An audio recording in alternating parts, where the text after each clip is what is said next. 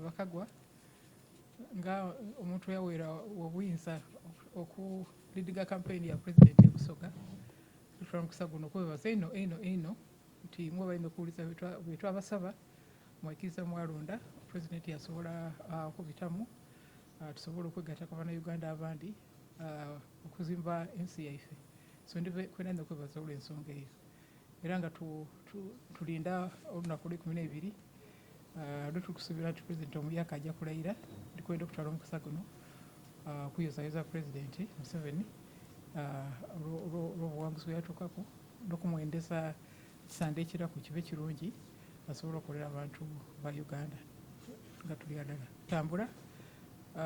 Twasaba ebintu bingi aye nga main theme yali nti tukwetaaga industrial parks ebusoga olw'okuba abantu bangi ayo bazira mirimu, so yatukoba tumuje munone ettaka ebintu mu nkobero eriri tusobole okutegeka bya industrial park. Olwedde enzogerera twamala okufuna amataka enankani esigulu, twamala okufuna amataka mu bitundu ebindi.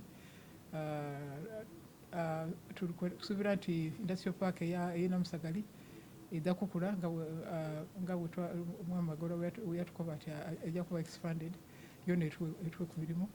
So ekyenankani ky'amataka ne industrial parks twakitandikaku tukusuubira nti kyetunasookeraku tubone nti batunda ba investors baide mu industrial parks ezo.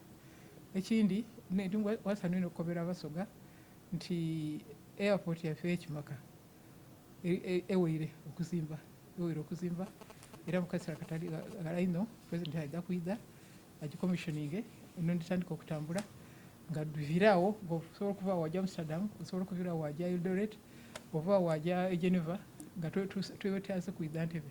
So ndowooza nti ekikulu ino eri abantu baife especially our business n'ebintu ebindi. Mukarano nga oluguudo Walugogo Busalaamu Bulopa Kamuli lulire mu nankani pulaani aye nirakakasa abantu nti lwatandika okusimbibwa era site eri Kiyunga.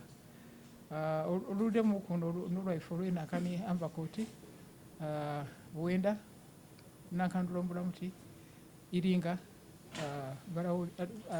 Bukungu ono lukalwiremuku aye nibusanzisa okuba nti at least ekyoluguudo wali ekirwire aye emmeri zaife ibiri twazicommissioninga mpano omuntu asobola okutambula sawa yonna yonna wajja Teso wajja Erango wajjaga wasobola okuwira mu kaseera kati ate fere ya bwereere ojja kukola bizinesi waira. So nze ndowooza nti essuubi liriwo.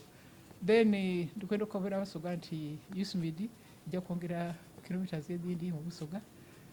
Nasaba minisita wa urban housing namba akolinga ino mu Idinda kubanga Idinda kilomita 12 aye zisinga tinungi, so bakoba ati Idinda ida kufuna special attention program ya USMID. Ni municipality Idinda bajadongera enguudo, so ndi town zaife nga nankani Iganga municipality ijja kujja mu USMID. So nze ndowooza nti bitambula bulungi kutwalira. Mpera trade order yali yakukola mu bibuga ebinene aye najja okuwulira nti etuuse mu byalo. Yali abantu nga binawanidde bakubira esimu wakati batuwambyeko ebyalaani ako alinawanidde zinotegazeted town wakati abatueko ebyalaani bamenya ebintu byaife. So omulimu gwakujja okuba nagwo kugasha nti tufuna program enayamba abantu abo okwezaawo kubanga esente ze bakozesa daidovire PDM. So tuiza kumekasha nti abantu bafuna kye bayizaawo balwe kabiri kwavuwala kuba baali batandise okusituka mu bwako.